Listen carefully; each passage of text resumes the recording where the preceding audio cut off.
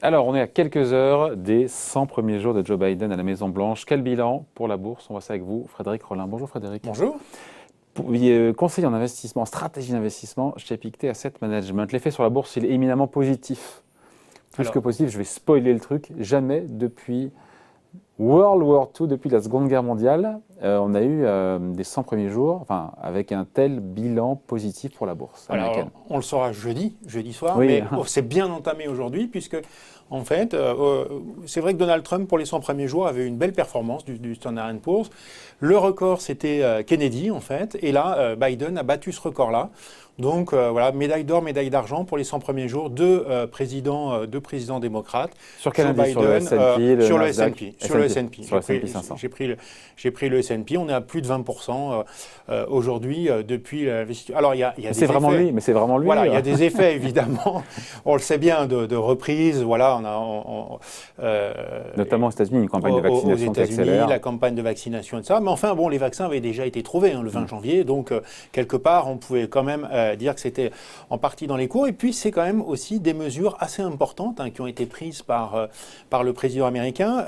D'abord, c'est celui que Donald Trump appelait Sleepy Joe, Joe qui dort. Et on pouvait peut-être s'attendre, si on croyait en tout cas à ce qu'en disait Donald Trump, que tout allait très lentement. En fait, c'est allé très très vite. Une très très forte utilisation de ce qu'on appelle les executive orders, donc les décrets en fait présidentiels. Il en a fait à ce jour, je crois, 40. Trump, qui était le plus rapide de ce point de vue-là depuis Reagan, en avait fait 55 par an. Donc vous voyez, en 100 jours, il en a fait quasiment autant que Trump en moyenne par année dans son... Donc c'est pas Sleepy Joe, c'est Speedy Joe. Speedy Joe, exactement. Maintenant, on va l'appeler Speedy Joe. Et puis, voilà, on ne va pas recommander là, mais...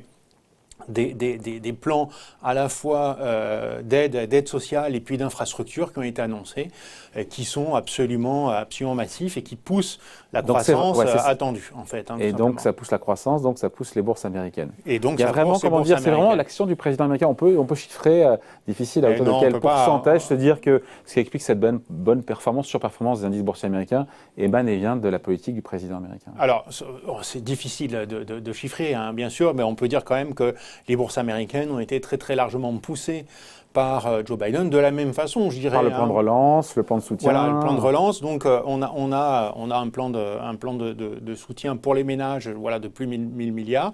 On a un plan de relance d'infrastructure. Alors ça, après, il faudra voir quand même, de plus de 2000 milliards. Et donc, voilà, la bourse a pris ça de façon extrêmement positive. Mais maintenant, je pense que, on atteint quand même aujourd'hui des niveaux de valorisation qui sont quand même très très élevé. On le voit bien, par exemple, ces prix sur les ventes aujourd'hui, c'est des niveaux records, supérieurs. Les prix sur les ventes, c'est-à-dire? C'est-à-dire, on regarde la capitalisation boursière des actions du Standard & Poor's et on regarde à leur business, au total de leurs recettes, de leur chiffre d'affaires en fait. Et là, on est à on a très largement dépassé les niveaux de 2000.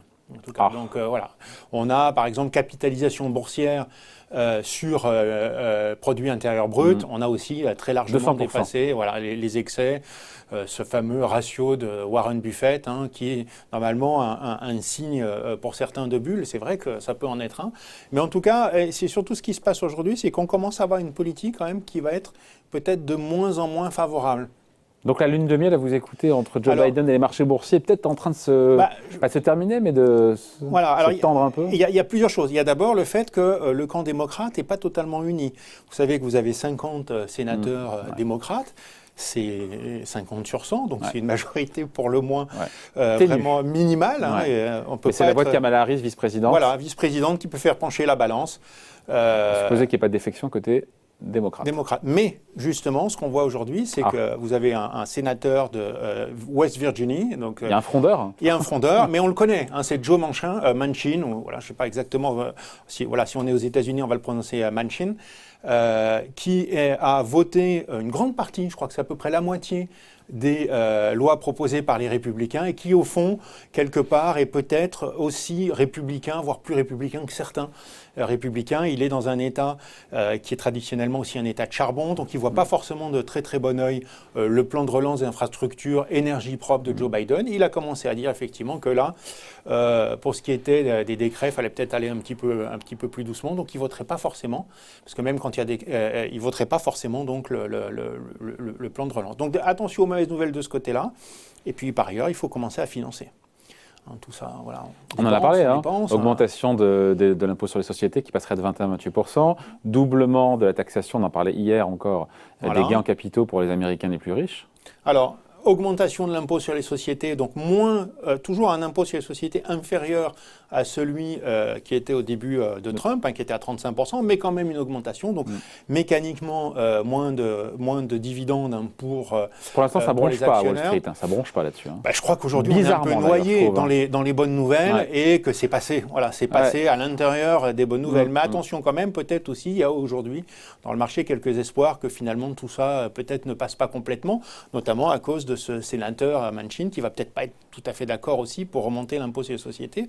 Impôt aussi sur les particuliers. Alors, bon, si on taxe vraiment les revenus supérieurs à 400 000 $, c'est pas forcément un point d'achoppement pour les marchés financiers. Mais attention, une taxation aussi sur les plus-values actions qui peut avoir, je dirais, un effet de court terme. C'est arrivé 2 fois dans l'histoire. Une fois en 86, une fois en 2013. Et on a eu au mois de décembre des ajustements qui ont entraîné probablement, après il s'est passé d'autres choses en même temps, des ventes, oui, parce qu'on préfère être taxé sur l'ancienne taxation qui est moins importante que sur la taxation avant que ça rentre en vigueur. Donc, alors, il peut y avoir peut-être cette année, comme les marchés sont un peu plus liquides, les frais de transaction sont un peu inférieurs des vendus achetés, tout simplement pour remettre les prix de revient à leur niveau, et ça, c'est pas trop coûteux. Mais si les marchés ont bien tenu jusque-là, ça peut être aussi un facteur de baisse des marchés. Et puis, à moyen terme, eh bien, ça rend quand même les actions moins intéressantes pour un investisseur. Du fait de la fiscalité. Après, il y a aussi les GAFA qui sont un peu, on le sait, dans la ligne de mire de l'administration. Alors, va arriver aussi tous les aspects réglementaires. Alors, c'est difficile de savoir que ce peut avoir sur l'ensemble du marché les aspects réglementaires, mais voilà, pour certaines valeurs, on sait bien que... Qui tirent la cote quand même. Voilà, et qui tirent la cote, et qui sont quand même devenues maintenant des capitalisations boursières tellement importantes qu'elles peuvent à elles seules faire le marché, en fait, faire la météo des marchés. Là, ce qu'on va voir, alors attention, tout ce qui est changement réglementaire fondamental, vraiment important, il faut 60%. Il faudra avoir 60 sénateurs, donc ça ne passera pas. Donc ça sera peut-être des changements réglementaires mineurs, donc peut-être pas trop d'inquiétude là-dessus, mais attention quand même, des budgets qui vont être alloués plus importants à l'antitrust, plus importants aussi au contrôle des paiements des impôts, de la fiscalité. Et donc, au fond, peut-être une pression supplémentaire qui va être mise sur ces GAFA. Donc, alignement moins favorable des planètes si la politique économique menée à la fois par le président, plus la politique monétaire aussi, qui risque d'être moins accommodante peut-être dans les trimestres à venir. Oui, je pense que, même nous, sur nos stratégies, on a commencé, on est toujours plutôt positif sur les actions, mais on a commencé quand même à réduire. On se dit, voilà, on a peut-être mangé notre pain blanc, beaucoup de bonnes nouvelles, et il va falloir financer tout ça. Les valorisations sont plutôt riches aujourd'hui, donc peut-être un petit peu de calme dans les semaines et les mois qui viennent. En tout cas, voilà, record, sauf si on est démenti, puisque d'ici 48 heures, record donc pour Joe Biden sur ses 100 premiers jours et sur cette performance boursière depuis le 1945, depuis la Seconde Guerre mondiale. Ouais, depuis Truman en fait. Voilà, explication, point de vue signé Frédéric Rollin pour Pictet Asset Management. Merci Frédéric. Merci. Salut.